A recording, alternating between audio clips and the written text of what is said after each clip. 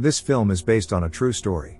French diplomat René Gallimard is in China for official duties. It was the period of the Chinese Cultural Revolution. He visited an opera house. Frau Baden said that an excerpt from the musical work Madame Butterfly would be performed. René is not a fan of opera, but he sometimes attends concerts to appear cultured in the eyes of his acquaintances. This opera is about a Japanese girl who falls in love with an American sailor. He married her, but it was not serious. Hearing the beautiful singing of actress Song Liling from the stage, René felt something he had never felt before. After the performance, René approached Song Liling and said that her performance was wonderful. Previously, René imagined all opera singers as plump ladies with tasteless makeup, but Song Liling was refined and very attractive. Moreover, the girl turned out to be witty and erudite. One meeting was enough for René to fall in love with Song Liling. His wife Jean was waiting for him at the temporary home in China. Before bed, they discussed the latest social gossip as usual. René mentioned that he had met a singer from the Peking Opera. Jean is not a fan of Chinese opera, considering it to be like a cat's meowing. However, René could not get the cruel love story that Song Liling performed out of his head. Later, René bought the full version of the work Madame Butterfly. That same evening, he decided to visit the Peking Opera but did not know where it was located. He asked a local resident for directions. Despite the language barrier, they understood each other. Chinese culture is completely different from Western culture, but what was happening on stage truly fascinated René. He was ready to watch beautiful Song Liling endlessly. René is not yet aware that all Peking Opera actors are men. Men also play female roles. René went to the dressing room to meet Song Liling personally. He said he would like to continue his education in terms of the culture of this country. At some point, Song Liling asked René if he could be a gentleman and light her cigarette. After the performance, René offered to escort Song Liling. They discussed art. When they reached Song Liling's house, René felt sorry that this walk ended so quickly. He would have liked to talk to this girl all night. And yet the mental gulf still prevents René from fully understanding the people living in this country. It was like a challenge for him. He very much wanted to understand Song Liling. Jean was displeased that her husband came home late and went to bed still in his suit. René lied that he had been visiting friends. After work, he went to Song Liling's house. She talked about her father, who had passed away before the revolution. Song Liling misses him very much. René understands that he shouldn't be here, but he is willing to take the risk. In France no one would consider their conversation inappropriate, but in China it is different. Here, every action, even tea drinking, has a hidden meaning. When René took Song Liling's hands, she asked him to leave, but both of them were no longer able to resist their feelings. At that moment René did not think about his wife. Before it went too far, Song Liling asked René once more to leave. He tried to immerse himself in his work to forget about this Chinese woman. One evening he and his wife attended a social reception where the guests discussed politics.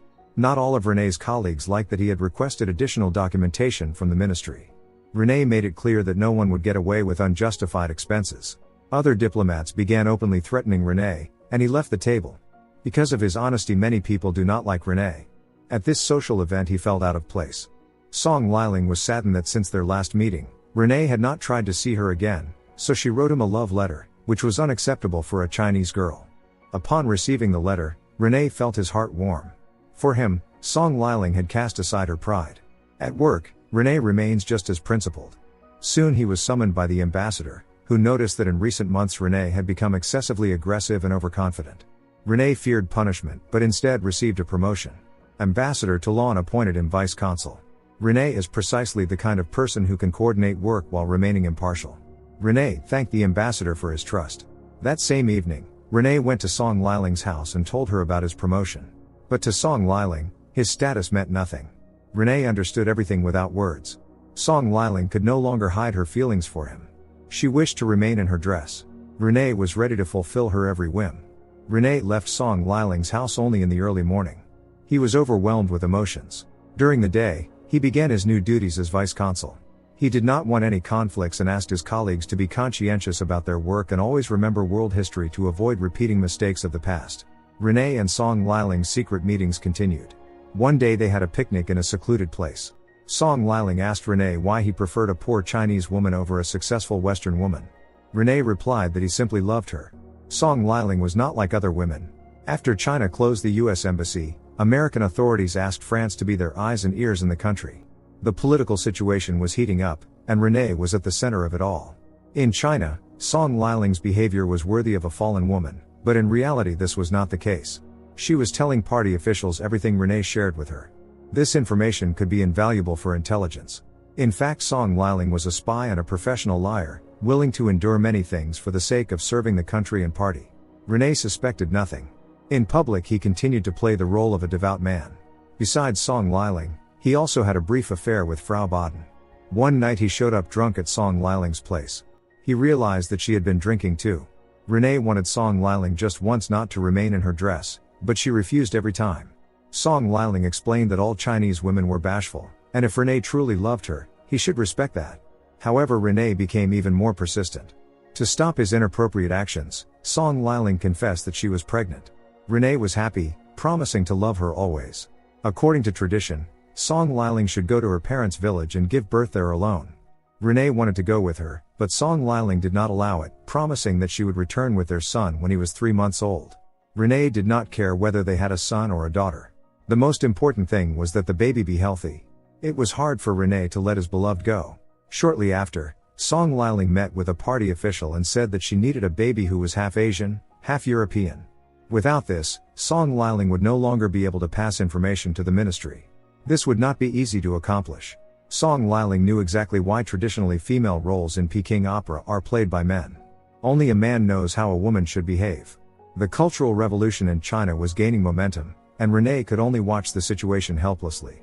All creative individuals, including poets and singers, were being persecuted by the government. Any dissenters would be exiled. The revolutionaries also aimed to expel all foreigners from the country. One day Renee, tormented by uncertainty and concern for his beloved, met Song Liling with a baby in her arms. Renee was sure that this was his son. Renee wanted to divorce his wife and marry Song Liling, but she said she couldn't. The Red Guards had declared all artists to be criminals, so Song Liling would be exiled. Before her arrest, Song Liling asked Renee to promise that he would never forget her. After this, the Red Guards took her away along with the baby. Renee was powerless to do anything for his beloved. The ambassador decided to remove Renee from his position because the quality of his analytical reports had declined. Previously, Renee claimed that China was open to trade with the West, but this turned out not to be the case at all. Before leaving the country, Renee went to the neighborhood where Song Liling had lived. Now everything had changed, people were in fear. Renee still harbored a faint hope that he would find Song Liling here, but of course that did not happen. All creative people recognized as enemies of the Cultural Revolution were sent to forced labor. The party intended to re-educate these people and make them serve the new society they had rejected. Returning to France, Renee yearns for his beloved and his son every day. He has no idea that the child was not his son at all. Opera in Paris is very different from opera in China. Listening to a Frenchwoman sing in the role of a geisha, Renee could not hold back his tears. It was the play Madame Butterfly. Since Renee left China, everything has fallen apart.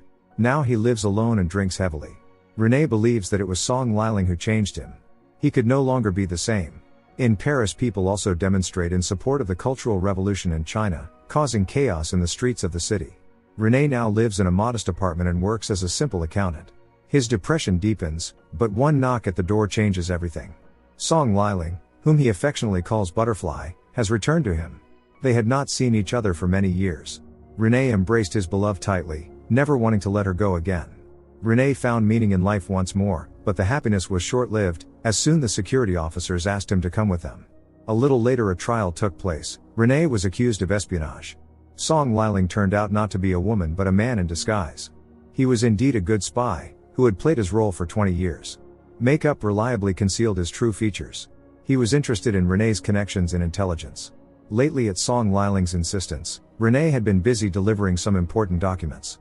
Song Liling lied to him that the Chinese had captured their son and demanded certain services before releasing him. The court must decide whether Renee Gallimard knowingly engaged in espionage. According to Song Liling, throughout all these years, Renee never suspected that his beloved was actually a man. After the court hearing, Renee and Song Liling were given a brief moment to talk. Renee was still in shock and didn't know how to behave. Renee loves the image of a woman he had created in his mind, not the person before him. Song Liling wanted to help Renee come to terms with the deception. Song Liling still hoped they could be together, but Renee could not accept the fact that his butterfly was a man. Renee was unable to believe that in all these years he didn't recognize the catch. Song Liling was not deterred by the fact that their love was forbidden, unlike Renee, who regretted the 20 years spent. Renee could not understand how Song Liling could do this to him.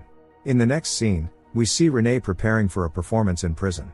He performed in front of the inmates, recounting how he had once been loved by the perfect woman.